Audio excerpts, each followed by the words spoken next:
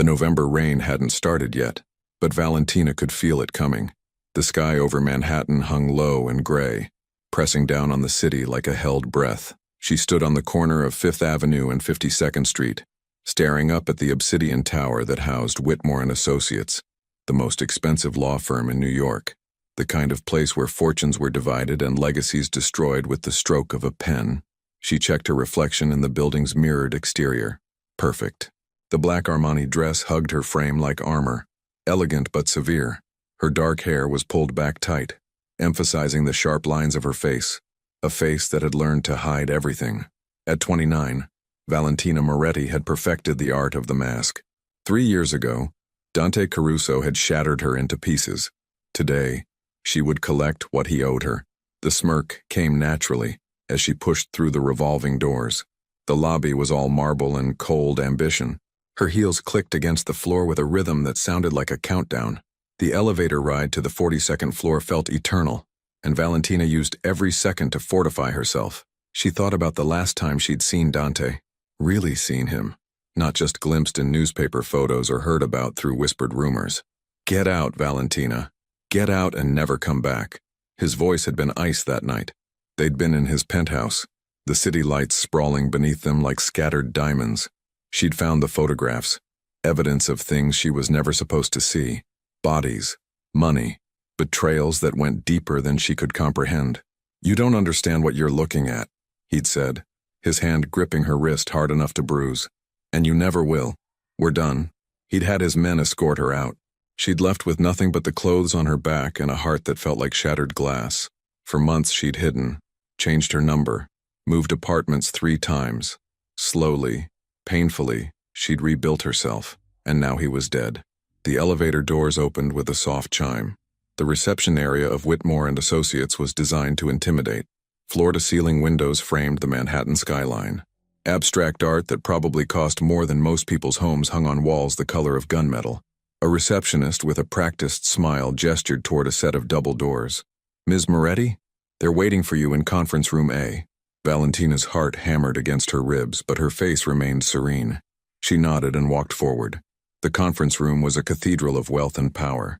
A massive table of polished walnut dominated the space, surrounded by leather chairs that probably cost $5,000 each. And there, scattered around the table like pieces on a chessboard, were the other players in Dante's final game. Marco Caruso sat at the head of the table naturally, Dante's younger brother by 4 years, but you'd never know it from looking at him. While Dante had been all controlled power and dangerous elegance, Marco was rougher. A fighter who'd never quite learned to hide the violence beneath his expensive suits. His dark eyes tracked Valentina as she entered, and something flickered there. Resentment? Fear? She couldn't tell. Beside him sat Sofia Castellano, 41, impeccably dressed in a charcoal gray suit. Sofia had been Dante's business partner for the legitimate ventures, the restaurants, the real estate holdings, the import companies that actually imported legal goods. Her expression was unreadable, but Valentina noticed the way her fingers drummed once, twice against the table. Nervous. 2 men stood near the windows, and Valentina recognized the type immediately. Enforcers. Dante's men. Or Marco's now, she supposed. They didn't sit. Men like that never sat during business. They watched, waited, ready to enforce whatever decisions were made in rooms like this. And at the far end of the table, a man in his 60s with silver hair and wire-rimmed glasses organized a stack of papers with meticulous care. The lawyer, Richard Whitmore himself, senior partner, the man who'd handled the Caruso family's legal affairs for 3 decades. Ms. Moretti, Whitmore said, his voice carrying the smooth authority of someone who'd delivered both good news and devastation with equal professionalism. Please sit. Valentina chose a seat directly across from Marco. She wanted him to see her face when the will was read. Wanted him to see her win. Now that everyone's here, Whitmore began, adjusting his glasses, we can proceed with the reading of Dante Michael Caruso's last will and testament. The room fell silent except for the muted sounds of the city 42 floors below. Valentina's hands rested on the table, perfectly still, but inside she was electric with anticipation. Whitmore opened a leather folder and began to read. I, Dante Michael Caruso, being of sound mind and body, do hereby declare this to be my last will and testament, revoking all previous wills and codicils. The legal preamble washed over Valentina. She barely heard it. Her mind was already racing forward, imagining the moment her name would be called. Imagining the look on Marco's face when he realized his brother had given everything to the woman he'd cast aside. It would be perfect revenge. To my brother, Marco Anthony Caruso, Whitmore continued, I leave the operational control of all business entities under the Caruso Family Trust, including but not limited to construction, waste management, and freight logistics operations. Marco's face remained stone, but Valentina saw his jaw tighten. The legitimate businesses, or what passed for legitimate in Dante's world, were worth millions, but everyone in this room knew they were just the visible surface of something much deeper. To Sofia Castellano, Whitmore read, I leave full ownership of Castellano Caruso Holdings, including all real estate properties, restaurants, and import companies, valued at approximately $43 million, in recognition of her loyalty and friendship. Sophia's breath caught, just barely, but Valentina heard it. 43 million. A fortune. And yet, Valentina knew it was nothing compared to what Dante really controlled. The offshore accounts, the cash businesses, the empire built on fear and blood. That empire should be hers. To Vincent Morales and Anthony DeLuca, the lawyer continued, nodding toward the two enforcers by the window, I leave $1 million each in my gratitude for years of faithful service. The men nodded but said nothing. Valentina's pulse quickened. Her name had to be next. It had to be. Whitmore turned a page, and something in his expression shifted. A hesitation. A beat of silence that felt like the moment before a storm breaks. However, he said, and that single word changed everything. I must inform you all that Mr. Caruso executed a codicil to this will last night at 11:47 p.m., approximately 17 minutes before his death. The room exploded with sound. What? Marco surged to his feet, hands slamming against the table. That's impossible. He was dying. He couldn't have. I assure you, Mr.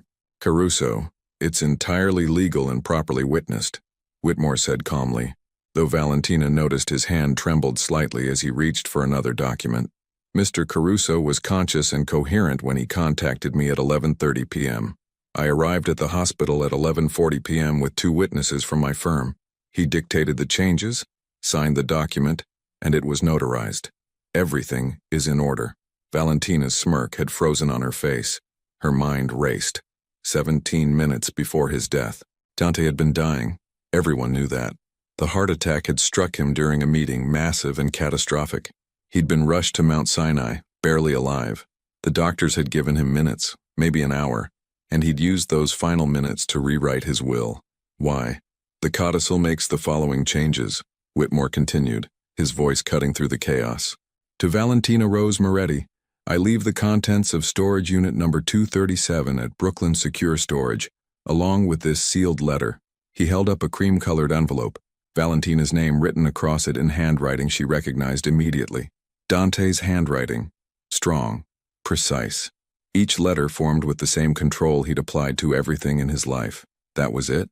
A storage unit and a letter?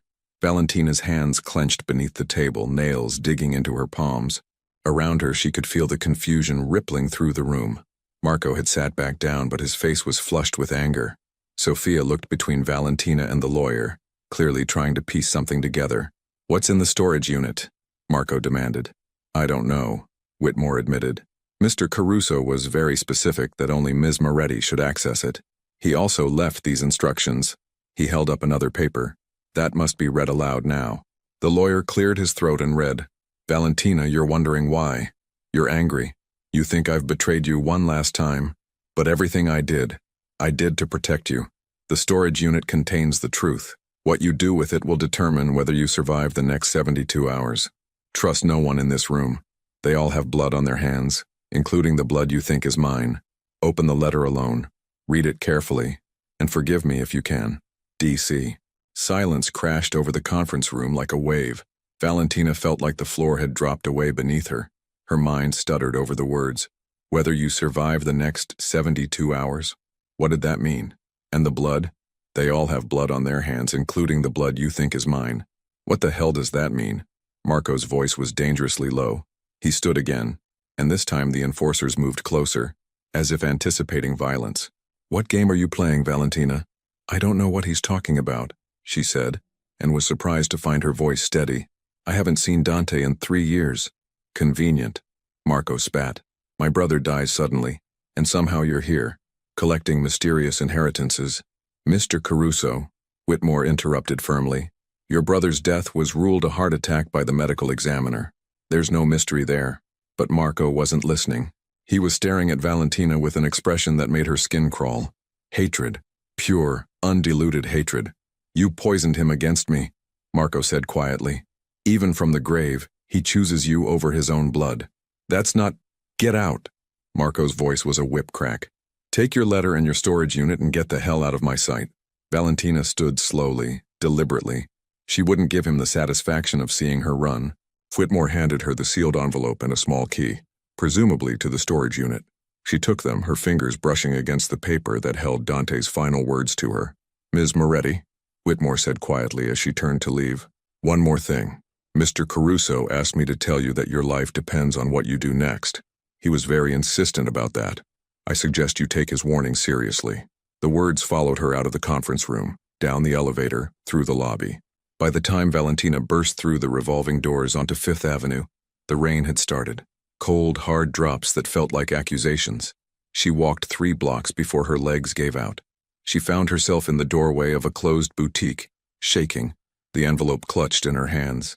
Around her, New York moved with its usual indifference, business people hurrying past under umbrellas, taxis honking, the million small dramas of the city playing out. And Valentina stood there, holding a dead man's letter, wondering what the hell he'd done to her now. Trust no one in this room. Your life depends on what you do next. Forgive me, if you can. With trembling fingers, she broke the seal. The letter remained folded in Valentina's lap as she sat in her car, parked 3 blocks from the law office. Rain hammered against the windshield, turning the world outside into a blur of gray and shadow. She'd been sitting here for 20 minutes, unable to move, unable to think beyond the thundering of her own heartbeat. Finally, she unfolded the paper. The handwriting was unmistakably Dante's, those strong, controlled strokes that matched everything about the man he'd been. But there was something different about it now, a slight tremor in some letters, the writing of a dying man. Valentina, by the time you read this, I'll be gone. I know what you're thinking, that I'm a bastard even in death, that I'm playing games with you one last time. Maybe you're right, but if there's any part of you that remembers what we had, that remembers the man I was before the family consumed everything, then listen carefully. You think I destroyed you 3 years ago. You think I threw you away like you meant nothing. The truth is worse and better than you imagine. I pushed you away because they were coming for you, Valentina. My enemies, and some who called themselves my friends, they knew my weakness. They knew it was you. I had a choice. Watch them hurt you to get to me, or hurt you myself and send you somewhere they'd never look. I chose to be the villain in your story, so you could have a story at all. Valentina's vision blurred. She blinked hard, refusing to let tears fall. Not yet. Not until she understood. The storage unit contains my real empire. Not the businesses, not the money. Those are just tools. What I'm giving you is information. Evidence. The kind that ends careers and lives.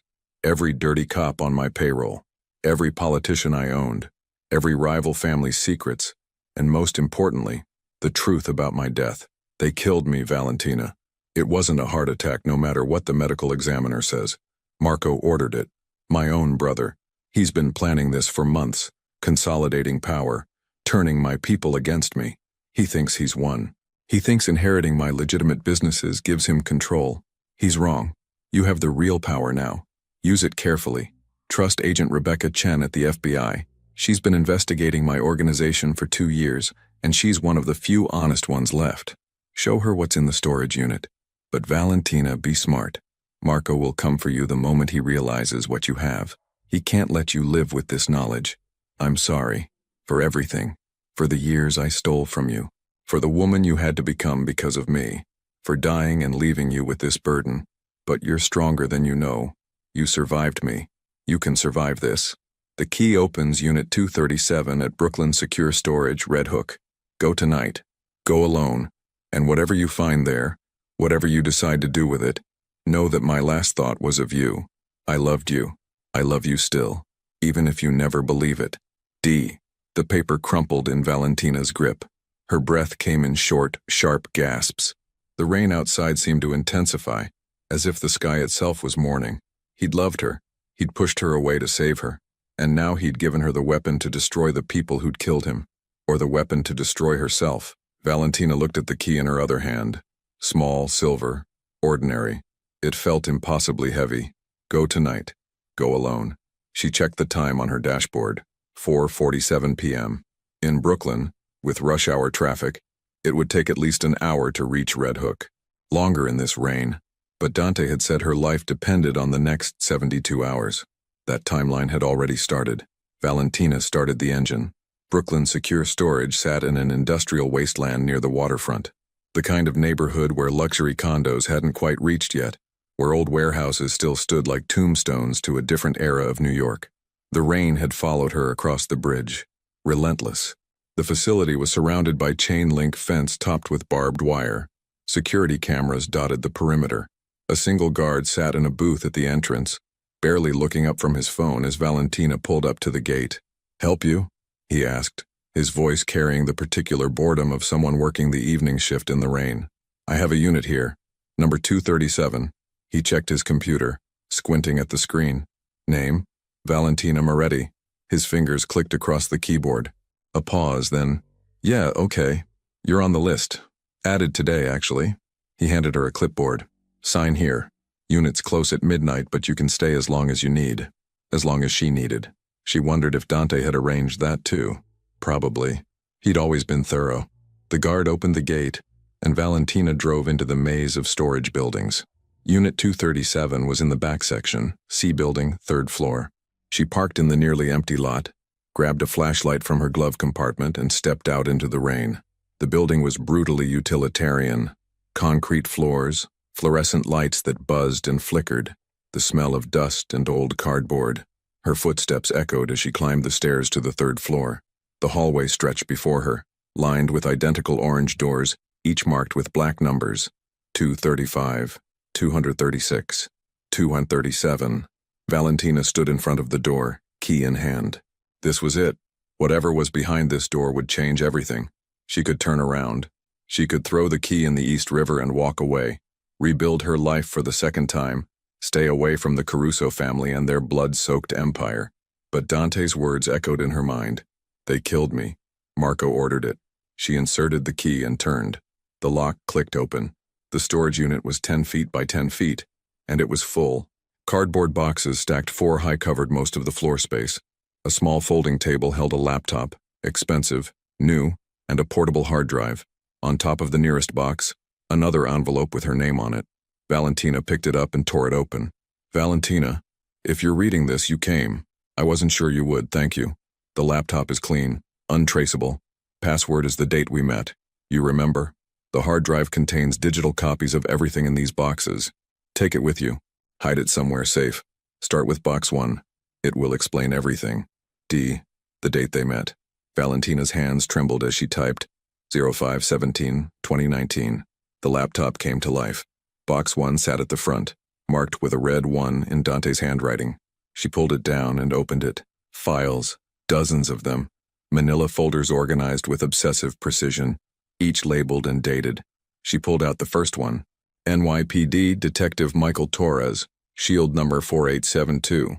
Inside, bank statements showing deposits that didn't match a detective's salary. Photographs of Torres meeting with known Caruso associates. Recorded conversations. Transcripts printed out, where Torres provided information about ongoing investigations in exchange for cash. Valentina's stomach turned. She grabbed another folder. FBI, Special Agent David Morrison. More of the same. Payments, meetings, betrayals. Another folder. State Senator Patricia Lynch. And another, Judge Harold Weinstein. Box 1 wasn't just evidence. It was a map of corruption that ran through every level of New York's government and law enforcement. Dante had owned dozens of people, and now Valentina held the proof. She moved to box 2. This one was different. The folders here were thicker, more detailed. Marco Caruso, personal file. Her breath caught. She opened it. The first document was a financial record showing massive withdrawals from Caruso family accounts over the past 18 months. Millions of dollars, moved through shell companies and offshore accounts. But it wasn't just theft. There were emails, printed out, highlighted, where Marco discussed handling the Dante problem with someone named Vincent Rossi. Valentina knew that name. Rossi was a capo in the Lucchese family, the Caruso's biggest rivals.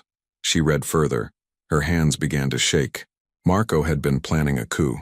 He'd secretly aligned with the Lucchese family, offering them territory and operations in exchange for their support. But he needed Dante out of the way first. The emails detailed the plan, a toxin called digitalis, virtually undetectable when administered correctly, that would cause symptoms identical to a heart attack. They killed me, Valentina. Marco ordered it. It was all here. Proof, names, dates, bank transfers paying off the hospital staff, a copy of the false medical examiner's report alongside notes about what a real autopsy would have shown. Dante hadn't died of natural causes. He'd been murdered by his own brother. Valentina sat back on her heels, the folder falling from her hands.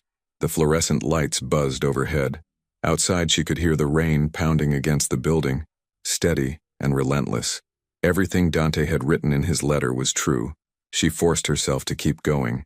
Box 3 contained information on the Lucchese family, their operations, their weaknesses, their own secrets. Box 4 was financial records for the Caruso empire, the real empire, not just the legitimate businesses, hundreds of millions in assets, hidden across dozens of countries. Box 5 made her stop completely. It was photographs, not of criminals or corruption, but of her and Dante. Pictures she'd never known existed. The two of them at a restaurant, her laughing at something he'd said, walking through Central Park in autumn, her asleep in his bed while he watched over her, his expression unguarded in a way she'd rarely seen. Beneath the photos, a journal, black leather, worn at the edges. She opened it to a random page. July 23rd, 2021. Valentina asked me today why I don't talk about my family. What could I tell her? That my father built this empire on the bones of better men. That my brother resents every breath I take because he thinks he deserves my place. That everything I touch turns to blood and ash. She deserves better than this. Better than me. But God help me, I'm too selfish to let her go. Valentina flipped forward through the entries. Page after page of Dante's private thoughts. His love for her. His hatred of the life he'd been born into. His growing realization that Marco was becoming dangerous. The last entry was dated November 15th, 2024, 3 days before his death. Marco confronted me tonight. He knows I'm planning to leave, to take Valentina and disappear. 25 years building this empire, and I'm ready to burn it all down for a woman who makes me want to be someone different. He didn't take it well. Made threats, thinly veiled, but threats nonetheless. Said the family comes first. Said I'm weak. Maybe he's right. Maybe loving her is my weakness. But it's the only good thing I've ever done. I've made arrangements. If something happens to me, Valentina will have everything she needs. The evidence, the truth, the power to destroy them all. It's the only gift I have left to give her. The ability to choose, to fight back or walk away. Either way, she'll be free of me. My last act of love is giving her the power I once took away. The journal fell from Valentina's hands. She was crying now, hot tears streaming down her face. All these years she'd hated him, thought he'd discarded her like trash, built walls around her heart so thick she'd convinced herself they were unbreakable. But he'd loved her. All along he'd loved her, and now he was gone. Valentina sat in that storage unit, surrounded by evidence of corruption and murder, and let herself break.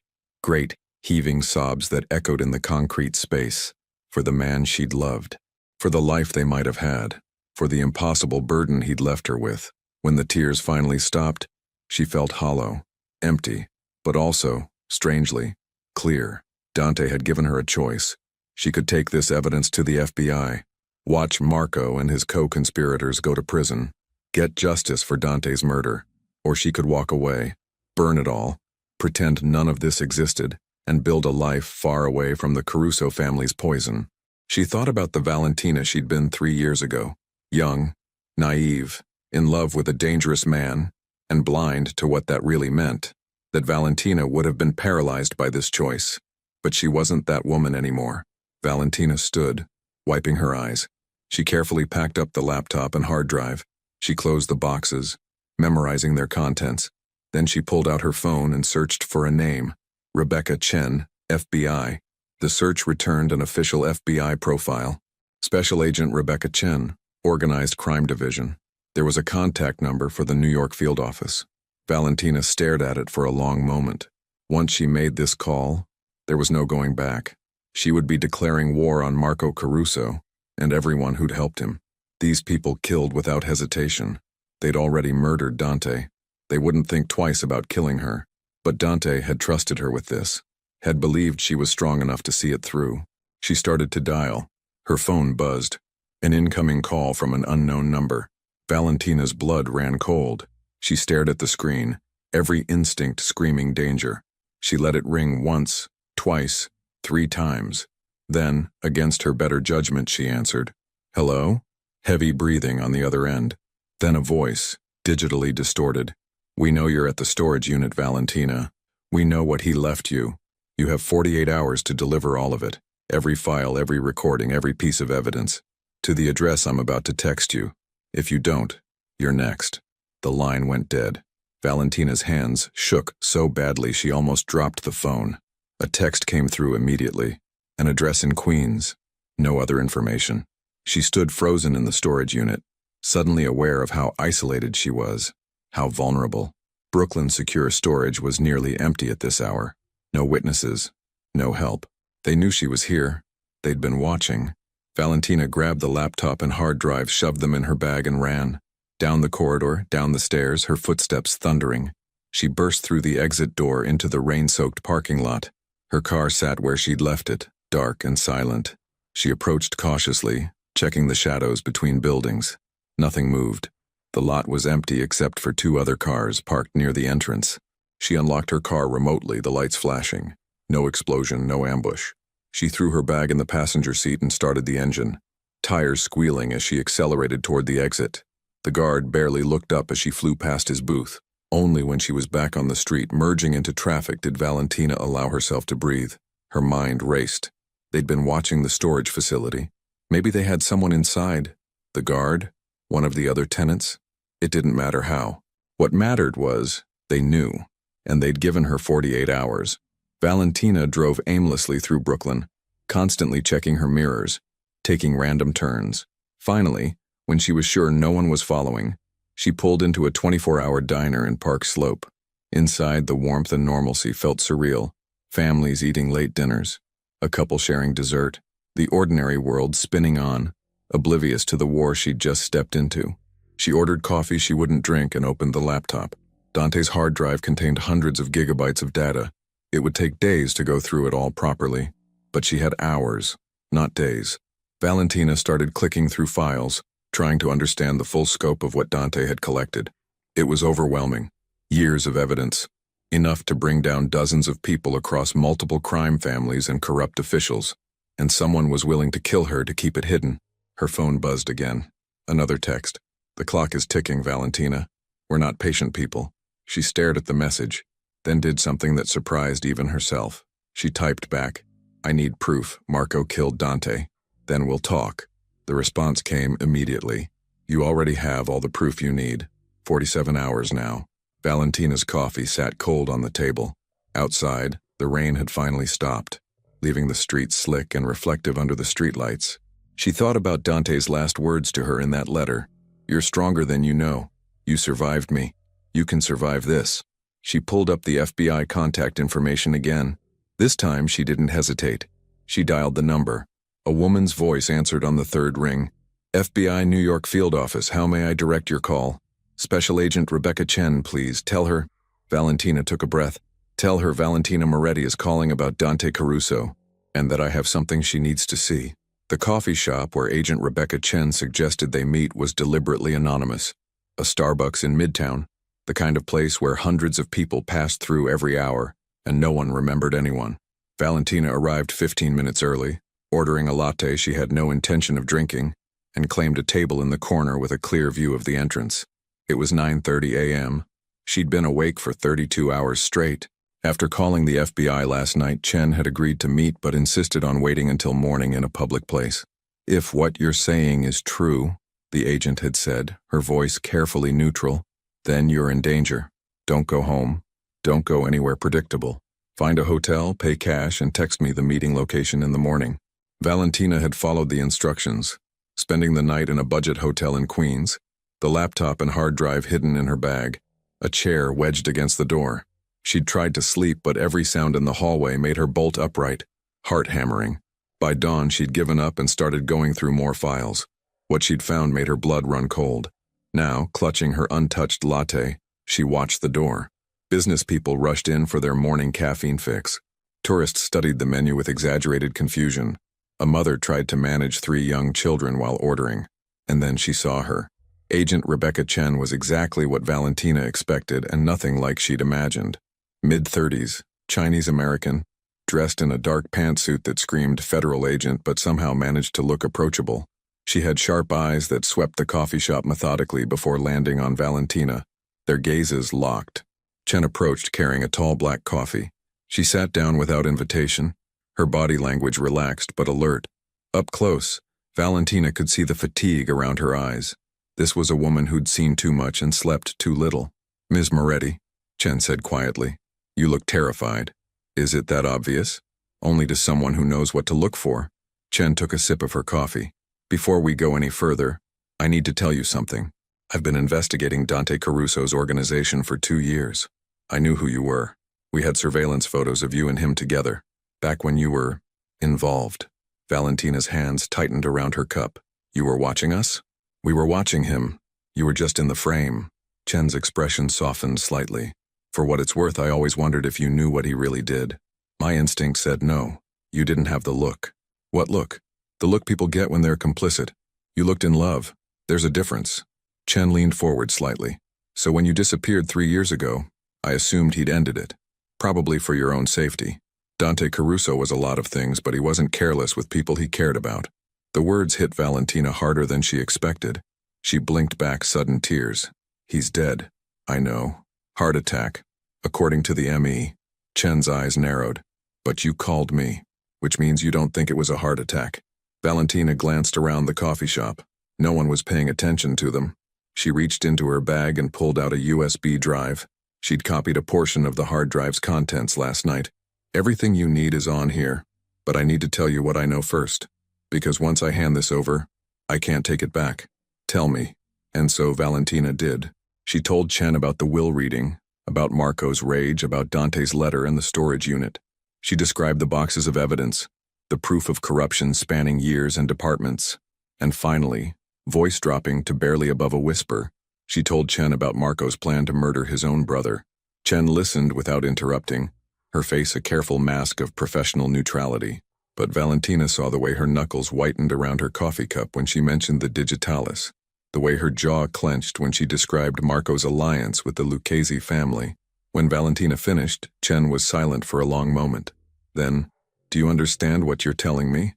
You're saying that Dante Caruso, one of the most powerful organized crime figures in New York, compiled evidence against his own organization, his own people, and left it to you." "Yes." "Why you?" "Because he loved me." Valentina's voice cracked. "Because he wanted to give me the choice he never had, to fight back or walk away." Chen studied her face. "And you chose to fight. They killed him. They're threatening to kill me. What choice do I have?"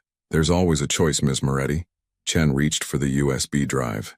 "But for what it's worth, I think you're doing the right thing. May I?" Valentina nodded. Chen pulled out a laptop from her bag, bureau-issued, heavily encrypted, and inserted the drive. Her fingers flew across the keyboard, opening files, scanning contents. Valentina watched her expression shift from skepticism to shock to something that looked almost like awe. "Jesus Christ," Chen breathed. I've been trying to build a RICO case against the Carusos for 2 years. This is everything.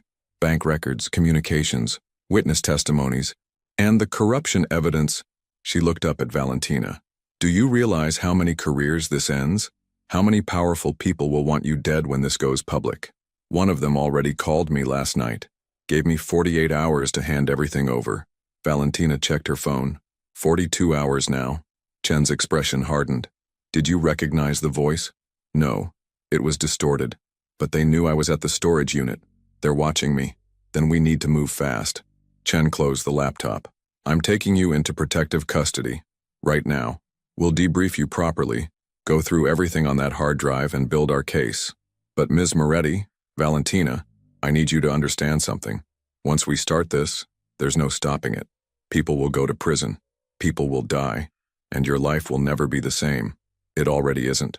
Chen nodded slowly. Okay, then let's... Valentina's phone buzzed. She looked down at the screen and her blood turned to ice. It was a photo. Sofia Castellano bound to a chair in what looked like a warehouse, blood trickling from her temple. The message beneath read, "Change of plans. You have 6 hours. Same address. Come alone, or she dies." "What is it?" Chen asked. Valentina turned the phone so Chen could see. The agent's face went pale. "Who is she?" "Sofia Castellano. She was Dante's business partner. She inherited his legitimate operations." Valentina's mind raced. She was at the will reading. She's not involved in the criminal side, at least I didn't think she was. Chen grabbed her own phone, already dialing. "I'm calling this in. We can trace the photo, find the location. They'll kill her before you get there," Valentina said. "You know they will. We can't just hand over that evidence. Do you know what Marco will do with it? He'll destroy it all. And every criminal and corrupt official in those files walks free, including the people who murdered Dante." Valentina stood abruptly. "I don't care. I'm not letting someone else die because of me." "Valentina, wait." But she was already moving toward the door. Chen caught up with her on the sidewalk, grabbing her arm. "Listen to me. This is what they do. They create impossible situations. They make you choose between bad options and worse ones. You go there alone, you're dead. They'll kill you and Sofia both. Then what do you suggest?" Chen was quiet for a moment, thinking. Traffic rushed past them on 7th Avenue. The morning sun had broken through the clouds, turning the wet pavement into a field of mirrors. Finally, Chen said, "We make them think you're coming alone, but you wear a wire. We position tactical teams nearby. The moment we have evidence of a crime in progress, kidnapping, attempted murder, we move in. And if something goes wrong, if they search me and find the wire, that's the risk." Chen met her eyes. "But it's better than walking in there defenseless." Valentina thought about Sofia. She barely knew the woman. They'd exchanged maybe 10 words at the will reading. But Sofia had been loyal to Dante, and Dante had trusted her enough to leave her $43 million. That had to mean something. "Okay," Valentina said. "I'll do it." The FBI field office was a fortress of concrete and paranoia in Lower Manhattan. Chen brought Valentina in through a secure entrance, bypassing the main lobby. They moved through corridors that all looked identical. Government beige walls, fluorescent lighting, the smell of recycled air and burnt coffee. Chen's office was small, crammed with case files and a computer that looked like it belonged in a museum. But within 15 minutes, the room filled with people. Other agents, a tech specialist to set up Valentina's wire, and Chen's supervisor, a stern woman named Assistant Director Novak, who looked at Valentina like she was a particularly complicated problem to solve. "Let me be clear," Novak said, arms crossed. "This is highly irregular. We don't typically use civilian assets in active operations, especially not civilians who are targets themselves." "With respect, ma'am," Chen interjected, "we don't have time to recruit a trained UC. They gave her 6 hours.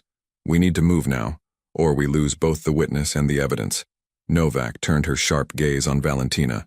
"Ms. Moretti, do you understand what you're agreeing to? You'll be walking into a hostage situation with known violent criminals. Even with bureau support, there are no guarantees." "I understand." "And you're willing to testify? To put yourself on record against the Caruso organization?" Valentina thought about Dante's journal. His words, "My last act of love is giving her the power I once took away." She thought about Sofia, bleeding in that photograph, about Marco, who'd murdered his own brother and would murder her without hesitation. "Yes," she said firmly. "I'll testify to all of it." Novak studied her for another long moment, then nodded. "All right. Agent Chen, this is your operation. Make it count." The next 2 hours were a blur of preparation. The tech specialist fitted Valentina with a wire so sophisticated, it was nearly invisible. A tiny microphone clipped inside her bra, a transmitter no bigger than a credit card taped to her lower back. They made her practice speaking normally, moving naturally, so the device wouldn't be detected. Other agents showed her photographs, trying to identify who might be holding Sofia. Was it Marco's people? The Lucchese family? Someone else entirely? Valentina studied the faces, enforcers, soldiers, known associates, but recognized none of them with certainty, except for Vincent Morales, and Anthony DeLuca, the two men who'd been at the will reading. If you see either of them, Chen instructed, that confirms Marco's direct involvement. That's important. What if they search me? Valentina asked. What if they find the wire? Chen's expression was grim. Then you tell them the FBI forced you to wear it. You play the terrified victim. Make them believe you're just as afraid of us as you are of them. Maybe they'll think they can still use you. And if they don't believe me, then we come in fast. But Valentina, Chen gripped her shoulder. Don't be a hero. If things go sideways, you get out. You run. Let us handle the rest. At 2:45 p.m., Valentina sat in the back of an unmarked FBI vehicle, heading toward Queens. The address from the text was a warehouse district near the waterfront. Exactly the kind of location where bad things happened and no one heard you scream. Chen sat beside her, earpiece in, coordinating with the tactical teams already moving into position around the target location. Two other agents were in the front seats, both armed, both silent.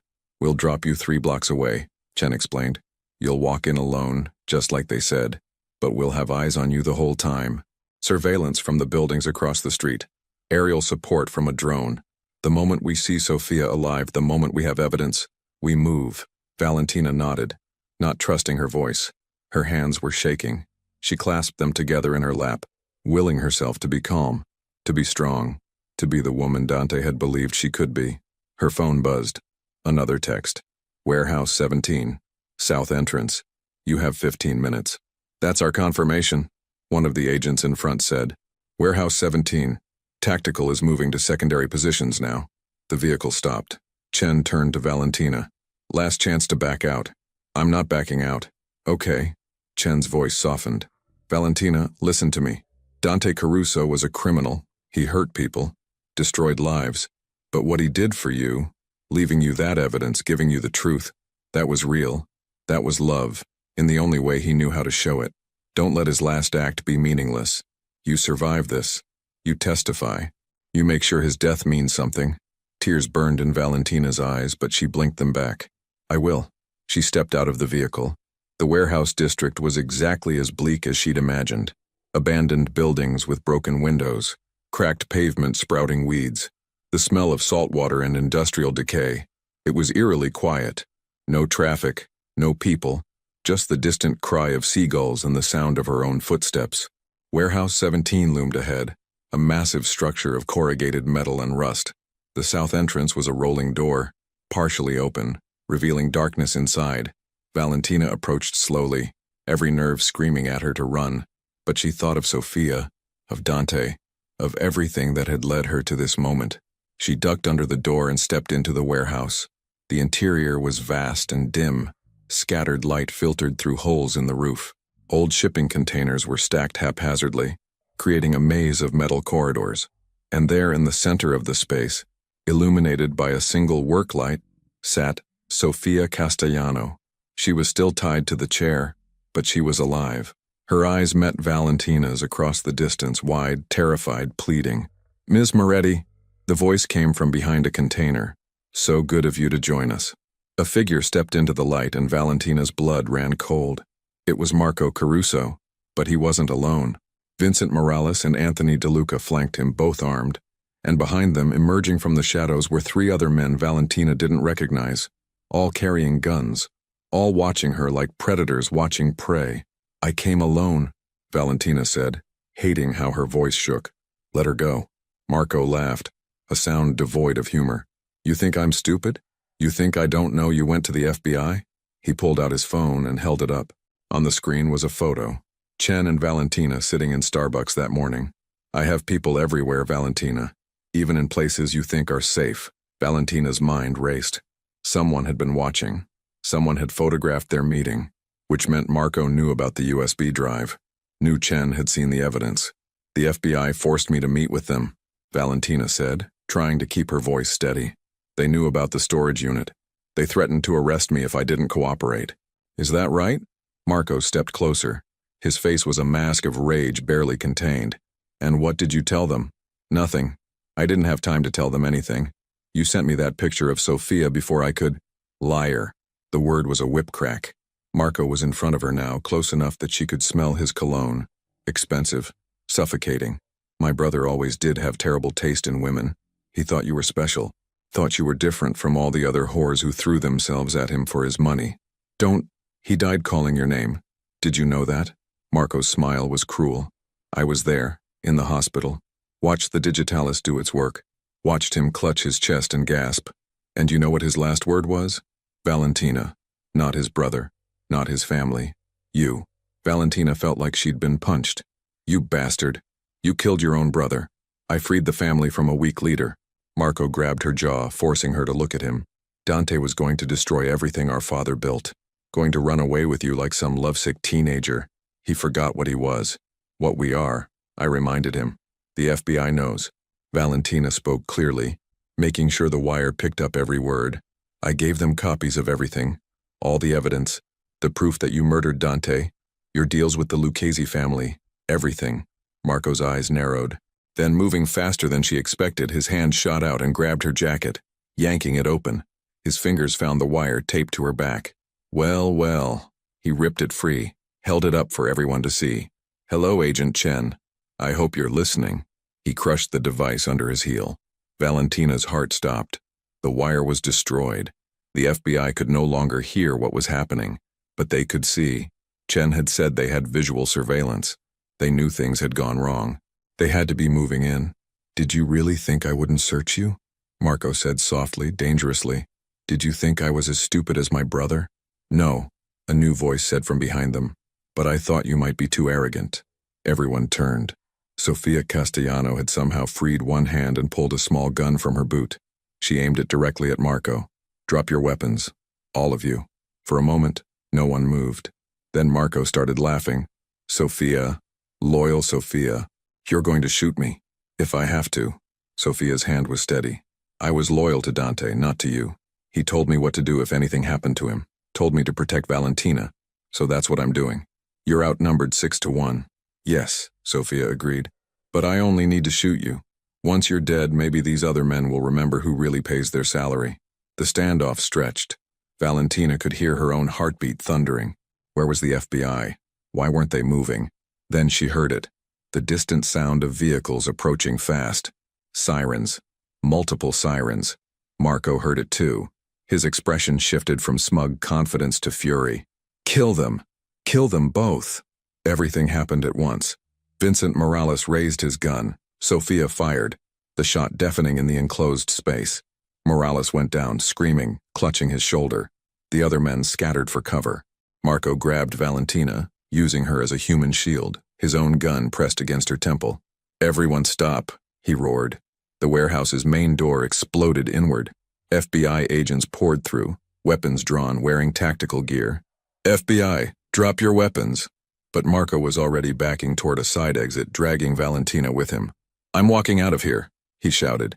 And she's coming with me. Anyone tries to stop me, I blow her brains out. Chen appeared in the doorway, gun trained on Marco. Let her go, Marco. It's over. We have all the evidence. Every dirty cop, every corrupt official, they're all being arrested right now. You've got nowhere to run. I always have somewhere to run. Marco kept moving backward. They were almost to the exit. This isn't over. It's never over. Valentina felt the gun barrel press harder against her skull. She thought about Dante, about his last words, about everything he'd sacrificed to give her this moment. She made her choice. Valentina drove her elbow back into Marco's ribs with all her strength.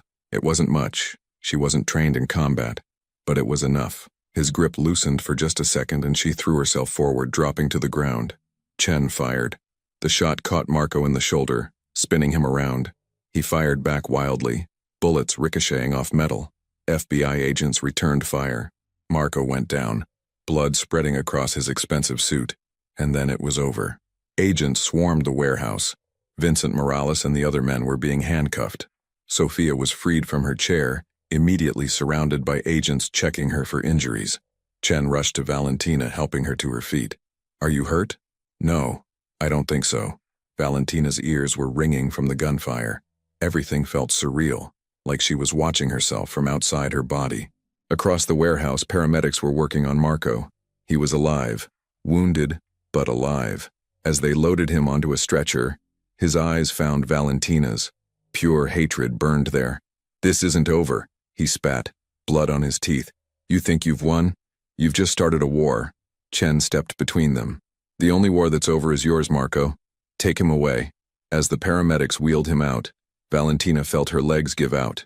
Chen caught her, lowering her gently to sit on a nearby crate. It's okay.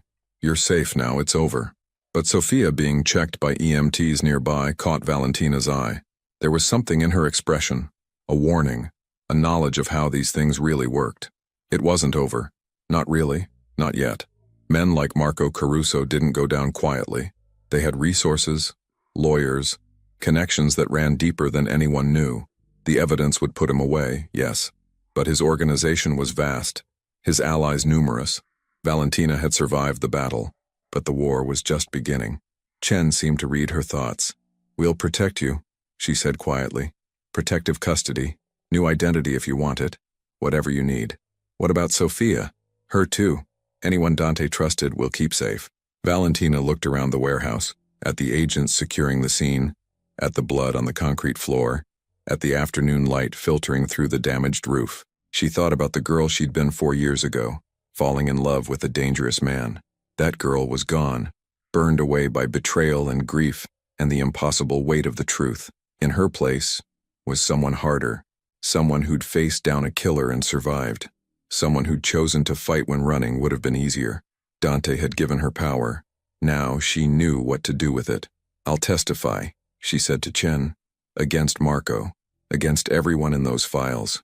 I'll tell the truth about all of it. Chen smiled, small but genuine. Good, because we're going to need you. As they walked out of the warehouse together, Valentina pulled out her phone. It had been recording the entire time. A backup Chen had suggested, just in case the wire failed. She had Marco's confession, his admission of murder, everything they needed. One new message waited for her, from an unknown number. Just 3 words. Well done, Valentina. She stared at it, ice creeping down her spine. Who else knew? Who else was watching? But before she could think about it further, Chen was guiding her toward a waiting vehicle. Come on, let's get you somewhere safe. We have a lot of work ahead of us. Valentina took one last look at Warehouse 17, at the place where she'd almost died, where she'd instead found the courage to become someone new. Dante had been right. She was stronger than she knew, and she was just getting started. The safe house was a nondescript brownstone in Park Slope, Brooklyn, the kind of place that looked like every other building on the block, which was exactly the point. Valentina had been here for 3 days, and the walls were starting to close in. She stood at the window, watching rain streak down the glass. It was late afternoon, the sky the color of old bruises. Down on the street, an FBI agent pretended to walk his dog, the 3rd shift change she'd witnessed today. They were taking her protection seriously, at least. Behind her, Agent Chen worked at the dining table, surrounded by documents from Dante's storage unit. They'd been going through everything methodically, building the case that would dismantle what remained of Marco's organization. Valentina, Chen said, I need you to look at something. Valentina turned from the window. Chen had her laptop open, displaying what looked like financial records. What am I looking at? Offshore accounts.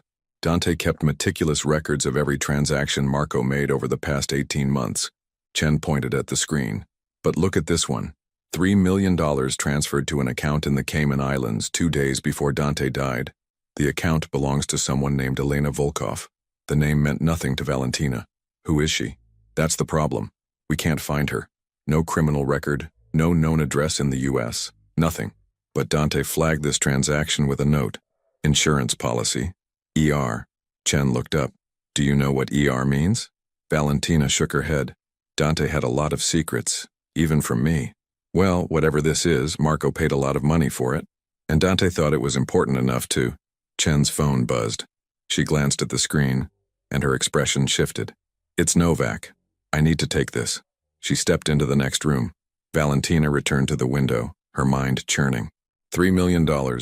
An insurance policy. What had Marco been planning that required that kind of investment? Chen returned 5 minutes later, her face grim. We have a problem. What kind of problem? Sophia's missing. Valentina's blood ran cold. What do you mean missing? She was in protective custody at a bureau facility in Queens. At 2 p.m., she asked to use the bathroom. The agent escorting her waited outside. After 10 minutes, they checked on her. Window was open. Sophia was gone. Chen ran a hand through her hair. There's no sign of forced entry, no indication of a struggle. She just left. Maybe she ran. Maybe she got scared and decided to disappear. Maybe. But Chen didn't sound convinced. Or maybe she was never the victim we thought she was. The words hung in the air between them. Valentina thought about Sophia at the warehouse, tied to that chair, blood on her temple, playing the damsel in distress, then pulling a gun and shooting Vincent Morales without hesitation. The woman had been convincing, but what if it had all been an act? You think she's working with Marco? I think we don't know whose side she's really on. Chen pulled up another file on her laptop. I've been digging into Sophia's background. She's been Dante's business partner for 8 years, helped him legitimize his operations, turned dirty money into clean investments. But here's the interesting part. Before she met Dante, she worked for the Lucchese family. As an accountant, Valentina felt the floor shift beneath her feet. Marco allied with the Luccheses. Exactly. What if Sophia never left them?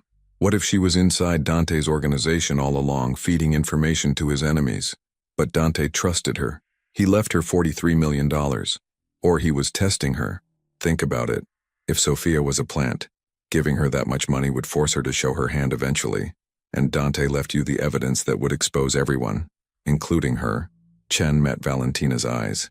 He gave you the power to destroy them all. Maybe that included Sophia. Valentina's mind raced back through everything that had happened. Sophia at the will reading, showing no surprise at her inheritance. Sophia reaching out to propose an alliance. Sophia somehow knowing to bring a gun to the warehouse, somehow freeing herself at exactly the right moment. Had it all been choreographed? We need to find her, Valentina said. We're trying. But Valentina, if Sophia is working with Marco's people, then she knows everything. Where you are, what evidence we have, our entire investigation. Chen's phone buzzed again. She looked at it and swore softly. Novak wants us at the field office. Now, something's happening. The FBI field office was chaos when they arrived. Agents rushed through corridors, phones rang constantly, and the air crackled with barely controlled panic. Novak met them in the hallway, her expression carved from stone. We have a situation, she said without preamble. 40 minutes ago, someone leaked portions of Dante's files to the media. Not all of it, just enough to cause maximum damage. What? Chen looked stricken. How is that possible? Those files are locked down. The leak came from inside the bureau. Novak's voice was flat. One of the corrupt agents Dante documented. We're trying to identify who, but in the meantime, every news outlet in the city is running stories about NYPD detectives on the Caruso payroll. 3 have already been arrested.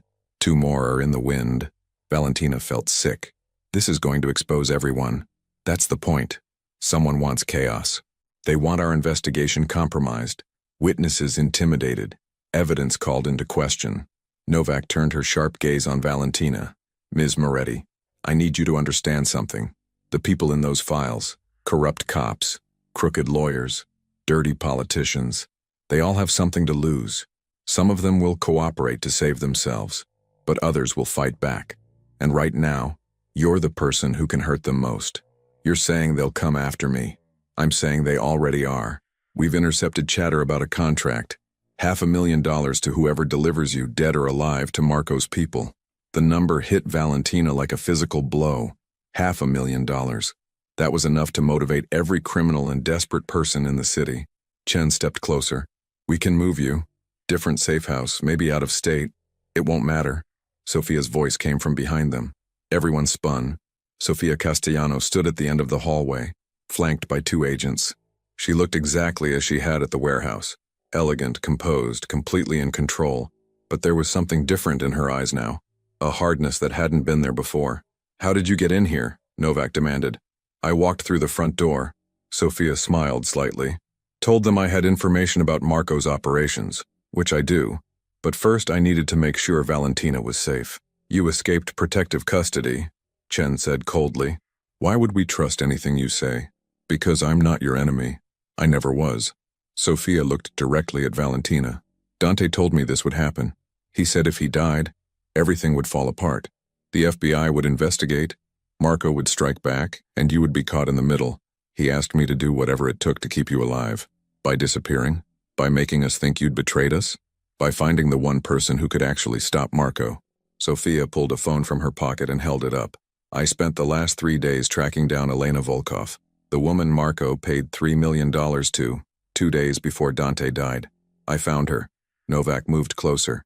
Where is she? Here, in New York. And she's willing to testify, but only if we can guarantee her safety.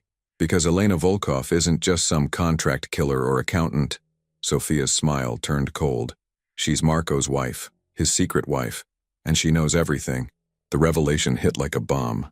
Novak immediately started barking orders, agents scrambling to verify the information, to locate Elena Volkov, to bring her in safely. But Valentina barely heard it. Her mind was reeling. Marco had a wife, a secret wife he'd paid $3 million to right before murdering his brother. Which meant what? Insurance? Leverage? A backup plan if everything went wrong? Sophia moved to stand beside Valentina. Up close, she could see the exhaustion in the older woman's face, the tension around her eyes. I know you don't trust me. I wouldn't either. But Dante did. He told me about you, about how much he loved you, how he regretted pushing you away.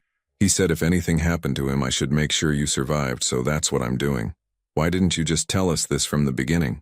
Because I had to make sure Elena was real, that she'd actually cooperate. Marco's people are everywhere, including inside the FBI. If I'd told you what I knew before confirming it, Elena would be dead and we'd have nothing. Sophia touched Valentina's arm. Dante left us both pieces of the puzzle. You got the evidence. I got the witness. Together we can finish what he started. Before Valentina could respond, Novak returned. We've located Elena Volkov. She's in a hotel in Queens, traveling under a false passport. We're bringing her in now. She looked between Sophia and Valentina. Ms. Castellano, you're officially back in protective custody. Ms. Moretti, you're coming too. If what you're saying is true, we need all of you in the same secure location until we can verify everything. There's something else, Sophia said quietly. Marco escaped. The words fell like stones into water. Chen's face went white. What are you talking about? He was in federal custody, under guard. He was being transported to the courthouse for his arraignment. The prison van was ambushed on the Queensboro Bridge. 3 guards dead, Marco gone. Sophia's voice was steady, but Valentina could hear the fear beneath it. It happened an hour ago. The Bureau's trying to keep it quiet, but it's already hitting the news. Novak swore viciously. How the hell did this happen? Money, fear, the same way everything happens with people like Marco. Sophia looked at Valentina. He's coming for us, both of us, and he won't stop until we're dead, or he is. Valentina felt strangely calm. Maybe it was shock. Maybe it was the realization that she'd always known it would come to this. A final confrontation where only one side would walk away. Then let him come, she heard herself say. We have everything we need to destroy him. His wife's testimony, Dante's evidence, the media already turning on his organization. Marco's desperate. Desperate people make mistakes. Desperate people also kill indiscriminately, Novak said sharply. We need to lock all of you down until we can... Her phone rang. She answered, listened, and her expression shifted from frustration to something darker. When she hung up, she looked at Sophia.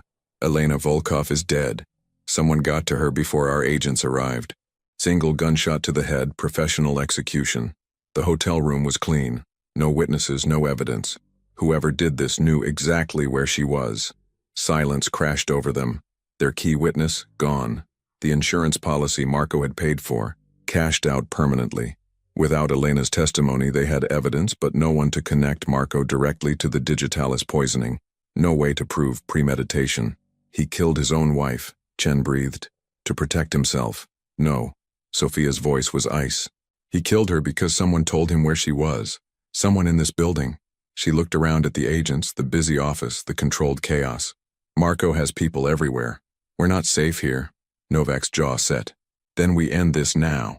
We use you both as bait. Draw Marco out into the open where we can take him down permanently. That's insane, Chen protested. You're talking about putting 2 civilian witnesses directly in harm's way. We're already in harm's way, Valentina interrupted. She felt it now. The clarity Dante must have felt in his final hours. The understanding that sometimes the only way through was forward. Marco won't stop. Not while we're alive, not while the evidence exists. So we force the endgame. We choose the battlefield.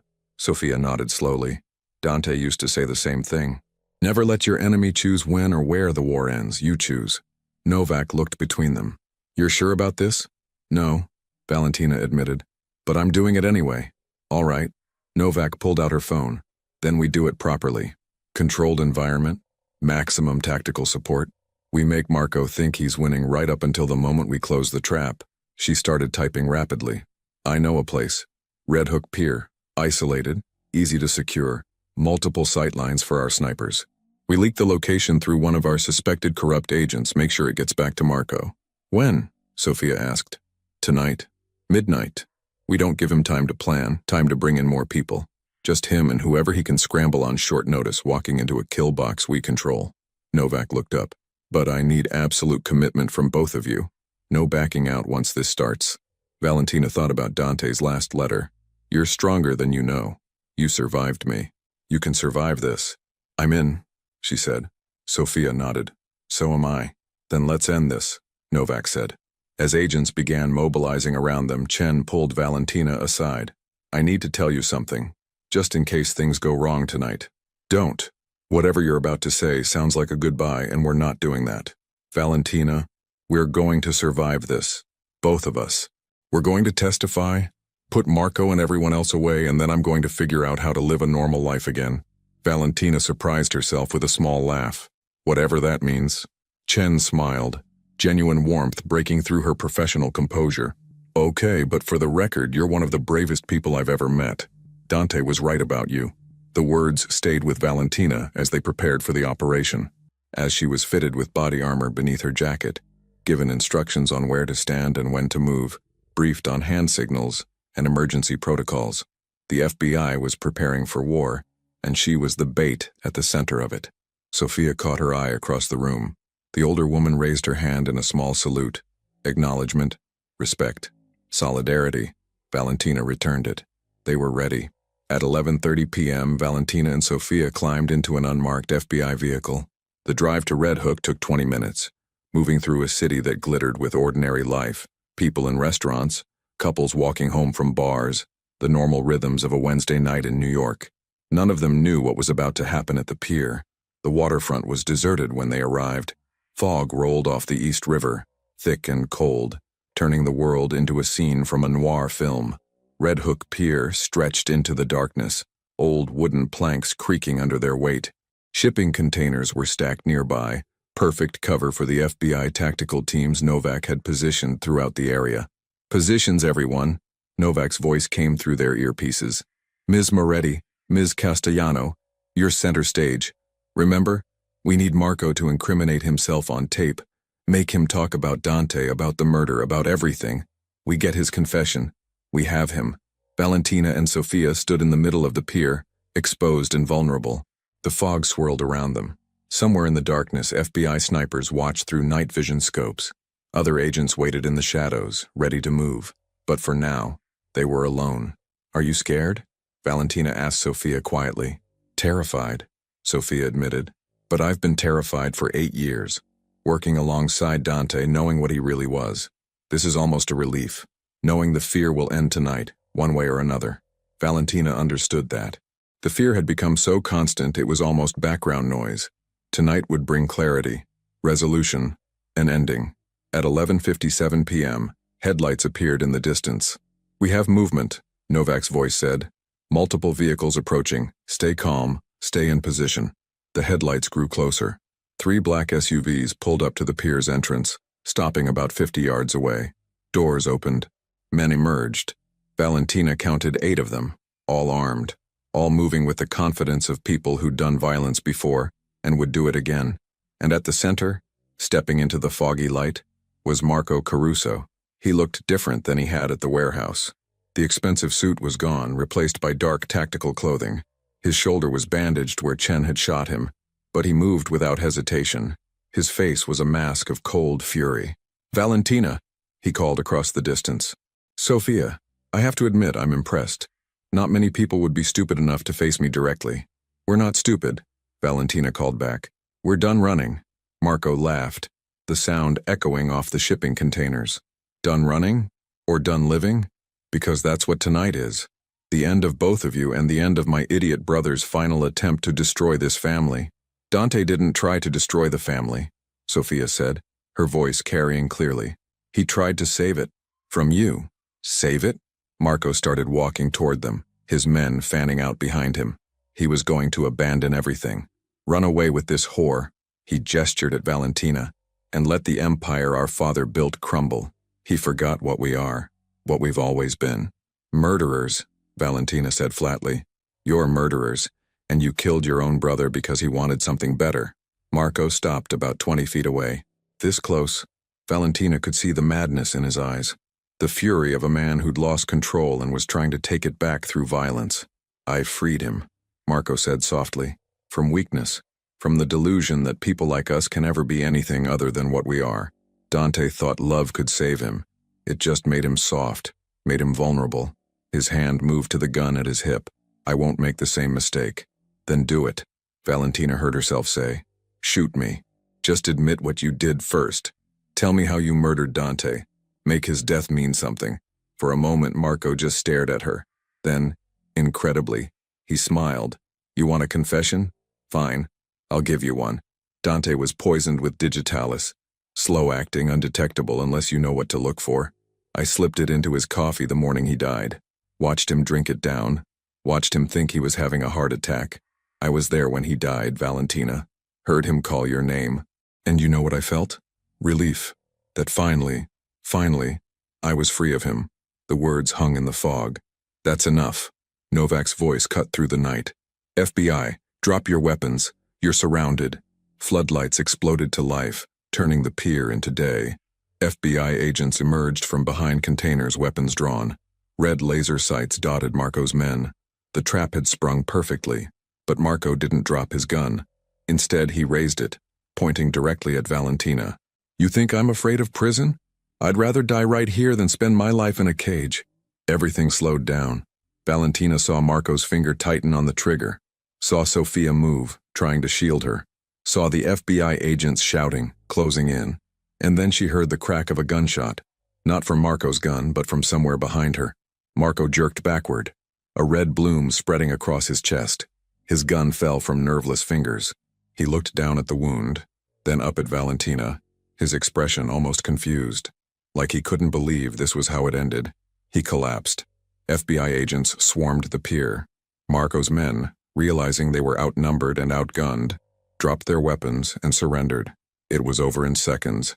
8 criminals in custody, Marco bleeding out on the wooden planks, the fog beginning to lift as the first light of dawn touched the horizon. Chen ran to Valentina, checking her for injuries.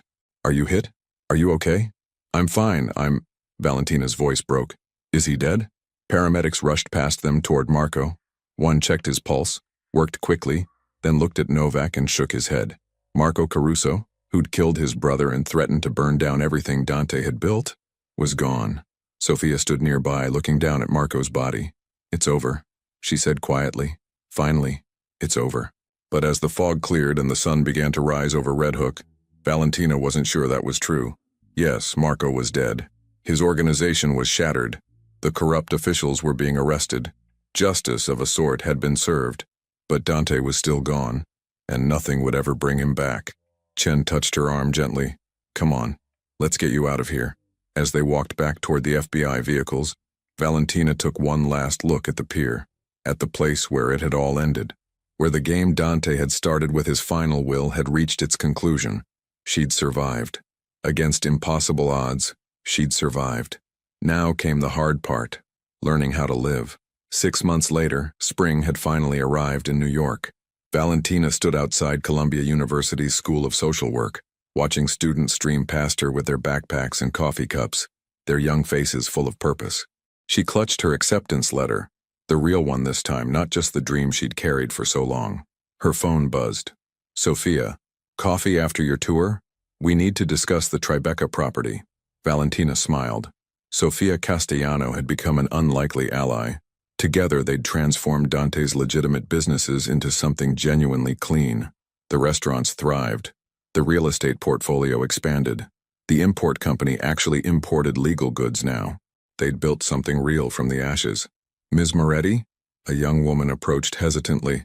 I'm sorry to bother you, but you're the one who testified against the Caruso family, right? I saw you on the news. Valentina tensed.